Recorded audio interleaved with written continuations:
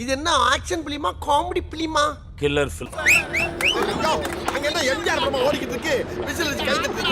எனது பெருமதிப்புக்கும் அன்பிற்கும் உரிய அண்ணா அவர்களுக்கு திரு வை கோபாலசாமி அண்ணா அவர்கள் இங்கு வந்து என்னை சந்தித்து விட்டு உங்களிடம் இதை வர இருப்பதால் இந்த கடிதத்தை அவர் மூலம் உங்களிடம் அனுப்புகின்றேன்.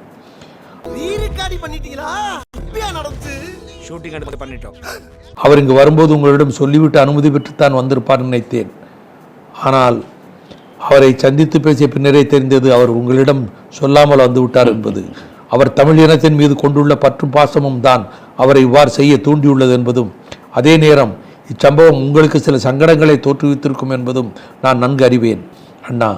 ஆனால் எமது மக்கள் இதுவரையும் நம்பியிருந்த பாராளுமன்ற தலைமை எமது மக்களை என்று நட்டாற்றில் விட்டுவிட்டு தமது அற்ப பதவிகளுக்காக இனத்தை காட்டிக் கொடுக்க முனைந்துள்ள வேளையில் தமிழகத்தில் இருந்து திராவிட முன்னேற்ற கழகத்தால் பாராளுமன்றத்துக்கு தெரிவு செய்யப்பட்ட எம்பி திரு வை கோபாலசாமி அவர்கள் தனது உயிரையும் பொருட்படுத்தாது எவ்வளவோ சிரமங்களுக்கு மத்தியில் அடர்ந்த கானகத்தின் நடுவே என்னையும் எனது சக தோழர்களையும் சந்தித்து பேச வந்துள்ள துணிச்சலையும் தமிழ் பற்றையும் பார்க்கும்போது நான் எனது மொழிக்காகவும் தமிழ் ஈழ நாட்டிற்காகவும் இன்னும் 1000 தடவை இறக்கலாம் என்னும் மனத்தென்பே ஏற்படுகின்றது.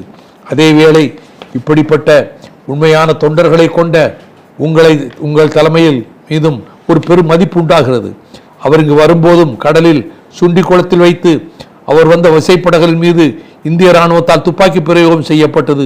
நல்ல வேளை அவரது உண்மையான கள்ளம் கபடமற்ற தமிழ் பற்று அவரை காப்பாற்றியது. இவ்வளவு கஷ்டங்கள் மத்தியிலும் அவர் என்னையும் எனது மற்ற தளபதிகளும் சந்தித்து மனமிட்டு பேசினார். மற்றும் உங்களது ஆட்சி தமிழகத்தில் மீண்டும் வந்துள்ளதை விட்டு ஈழத்தமிழர்களாகிய நாங்கள் பெருமைப்படுகிறோம். இனி தமிழகத்தில் தமிழின உணர்வு மீண்டும் தலை தோங்கும்.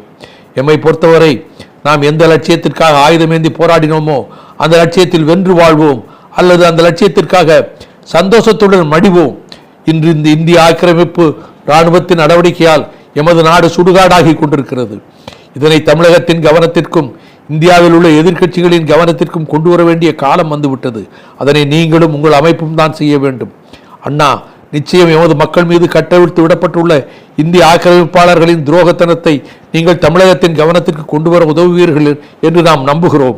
இங்கு மீண்டும் மிகப்பெரிய தாக்குதலுக்கான ஆயத்தங்கள் நடைபெற்றுக் கொண்டிருக்கின்றன.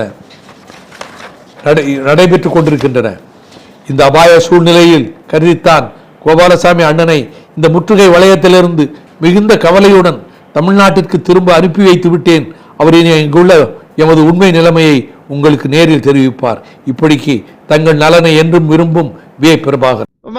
இப்ப நான் என்ன உங்கள்கிட்ட சொல்றது, தேவையில்லாத ஐடியாலாம் கொடுத்துட்டு நம்மளை இறக்கி விட்டு படிக்க பார்க்கறானே, இவங்கிட்ட போய் நான் என்னத்தை பேசுவேன்?